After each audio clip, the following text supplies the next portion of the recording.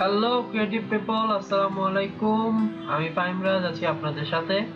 আজকে আপনাদের দেখাবো আমি অ্যাডোবি ফটোশপে কিভাবে একটি ফটো রিটাচিং করা যায়।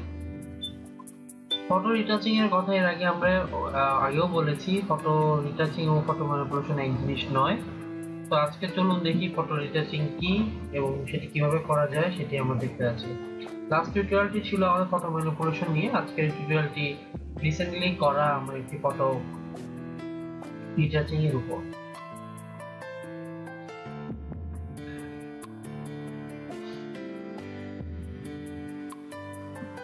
আজকে আমি আপনাদের দেখাবো এই ছবিটার উপর ফটো রিটাচিং কিভাবে করতে হয়। আপনারা অলরেডি দেখতে পাচ্ছেন যে এটি বাংলাদেশে তোলা একটি ছবি, কিন্তু বাইরে তোলা কোনো ছবি না, বাংলাদেশে তোলা একটি ছবি। এবং দেখতে পাচ্ছেন এখানে পাতার কালারগুলো দেখতে পাচ্ছেন যে it's the autumn leaves colour actually. আর সাধারণত ম্যাপল লিপের কালার এরকম হয়, কিন্তু এই ধরনের পাতার কালার কখনো এরকম হয় না। বাট আমি এই ধরনের কালার ক্রিয়েট করেছি। তো চলুন দেখা যাক কিভাবে করা যায়। এটা হচ্ছে গ্রুপ করে রাখা আছে, এটা হচ্ছে আমার লোগো, আমি টেক্সট সরাসরি বসিয়ে দিয়েছি। তো আজকে আমরা যেটি দেখবো যে এই গ্রুপের ভিতরে আমি কি কাজ করেছি করে এই ছবিটাকে নিয়ে এসেছি। খুব বেশি কিছু না, খুব বেশি ঝামেলার কাজ না, খুব ইজি ভাবেই করেছি আমি কাজটা। চলুন দেখি। আগের ছবিটা ছিল মূলত এটি ছিল সেই প্রথম ছবি। সেই ছবি থেকে আমরা তৈরি করেছি এই ছবিটি।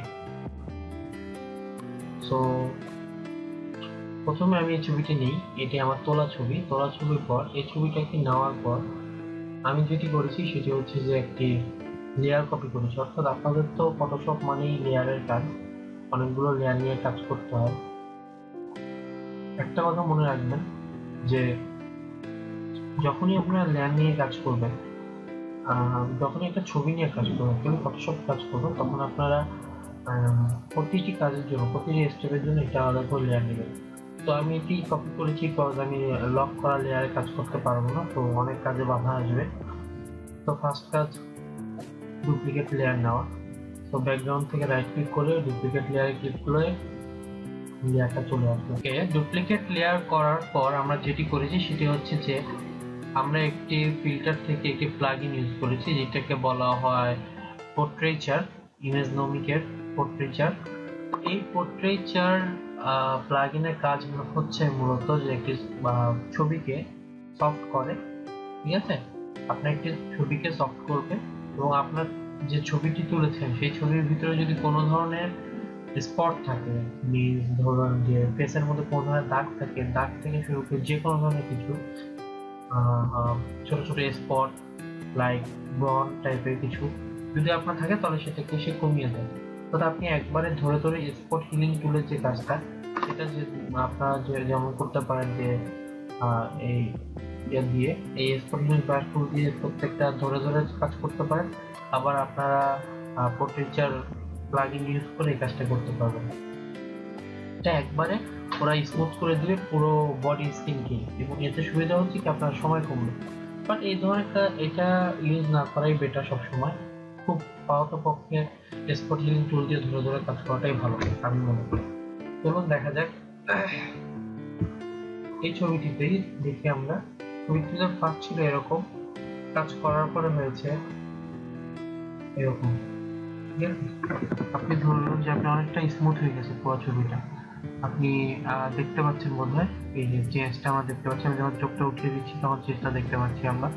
তো একটু হার্ড ছিল ছবিটা, যেটি একটু একটু সফট হয়ে গেছে।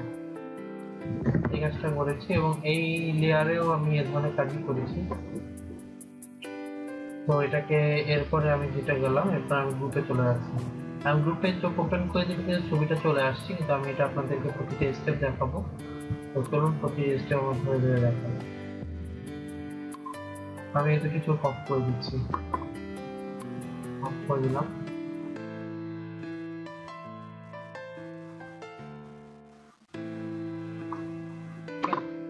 ফার্স্ট আমি যেটা করেছি সেটি এখানে দেখতে পাচ্ছেন, এখানে প্রত্যেকটা সব লেয়ার একসাথে আছে। Vibrance, curve, channel mixer, gradient, fill, layer 1, layer 2, layer 3, colour effects pro.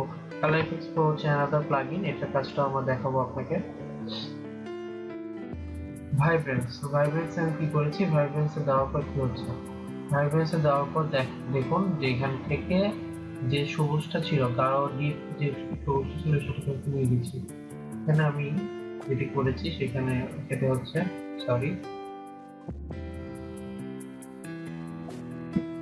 দেখুন এখানে আমি ভাইব্রেন্সটা বাড়িয়েছি কিন্তু স্যাচুরেশনটা কমিয়ে দিয়েছি। স্যাচুরেশন বাড়ালে জিনিসটা নষ্ট হয়ে যাবে। দেখুন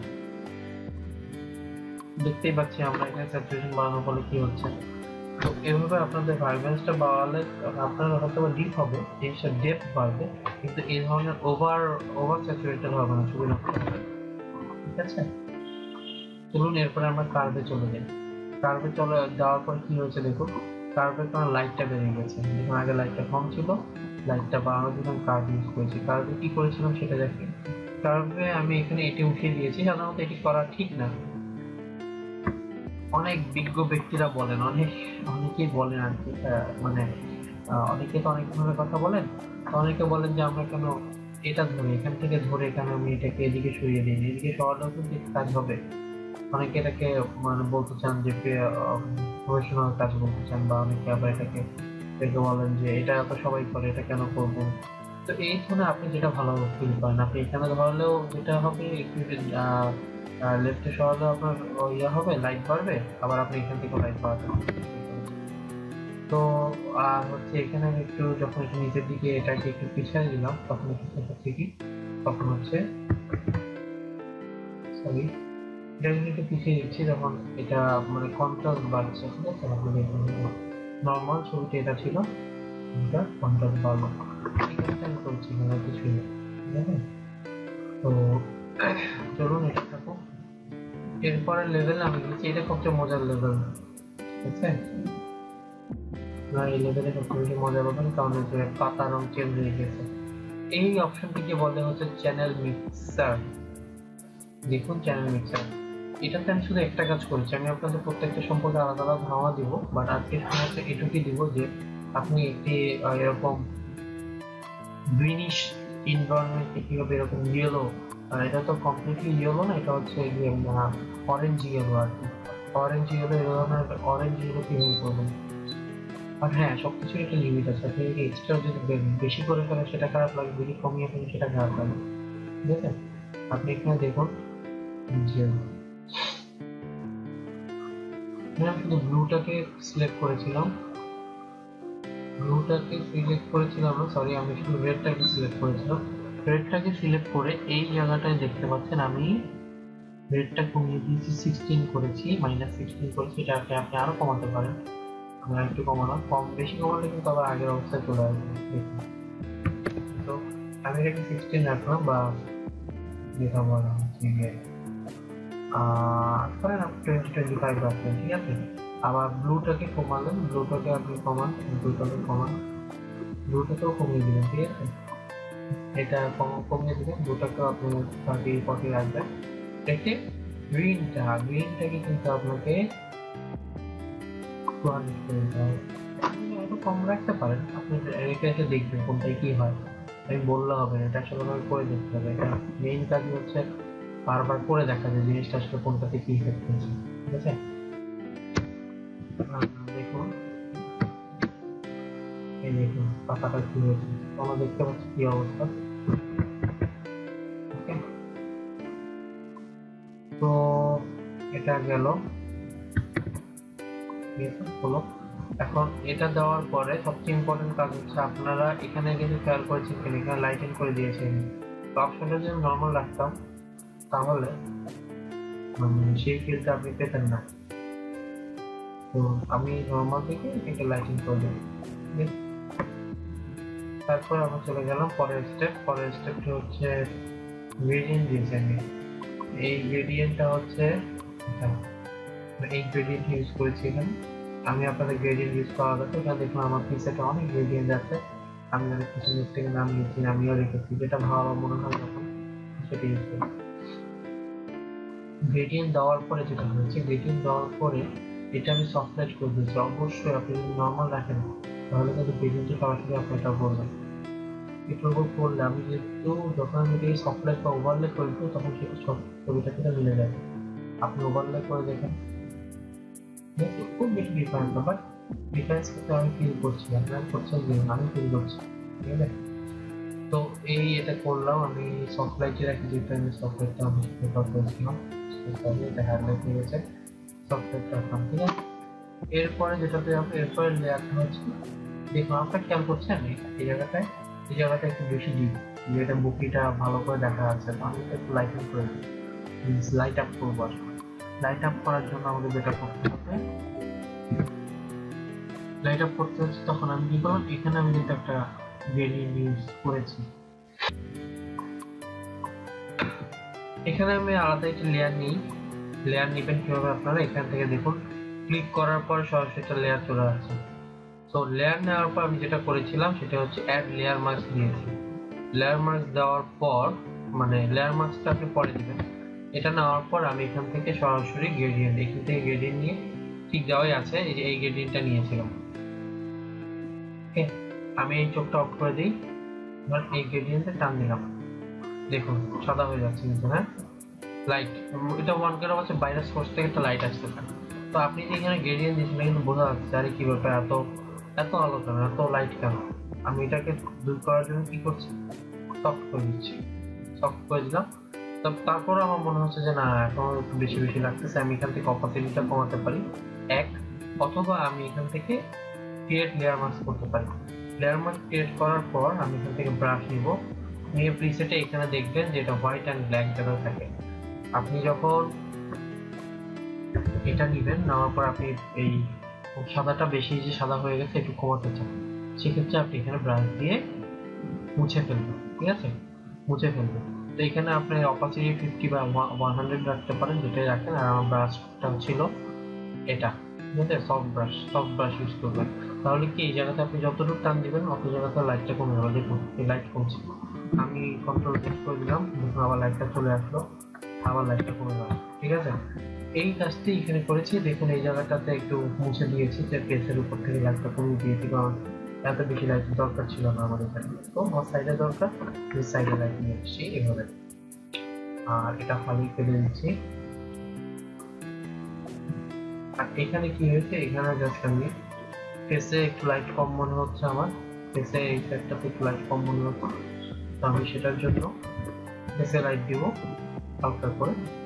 দেখুন হালকা করে লাইট দিয়ে, লাইট কিন্তু আরো বেশি ছিল, এখানে কিন্তু আবার আমি একটু মুছে দিয়েছি ব্রাশ দিয়ে।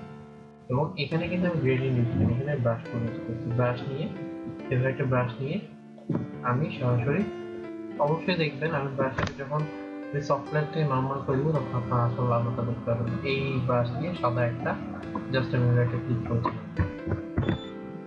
করার পর এটা সফটওয়্যার করে দিলে শুধু একটা মানে আলো পাবেন, আপনার লাইট সোর্স পাবেন, যেটা আপনার ছবিটাকে উজ্জ্বল করবে, and it will make the person or the area much more clear. So আপনি এই জায়গাটা একটু ক্লিয়ার হচ্ছে, আপনার চোখের কাছে আরো ভিজিবল হচ্ছে বেশি ভালো করে, তো সেটার জন্য আমাদের এটা করা।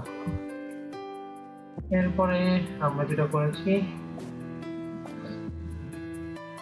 সব কাজ তো এখানে হয়ে গেল। এই প্রত্যেকটা কাজ এখান থেকে শুরু করে লেয়ার টুল এই জায়গা থেকে শুরু করে এই ব্যাকগ্রাউন্ড কপি পর্যন্ত বা ব্যাকগ্রাউন্ড পর্যন্ত সবকিছুকে একসাথে মার্চ করে এই লেয়ার থ্রিতে নিয়ে কিভাবে, আমি আবারও এটাকে নেওয়ার জন্য আমি যেটা করেছিলাম সেটি হচ্ছে এখান থেকে এখানে যাওয়ার পর আমি এখানে এটা ক্লিক করে লেয়ার নিলাম, নেওয়ার পর ইমেজ থেকে গিয়ে আমি অ্যাপ্লাই ইমেজ দিলাম।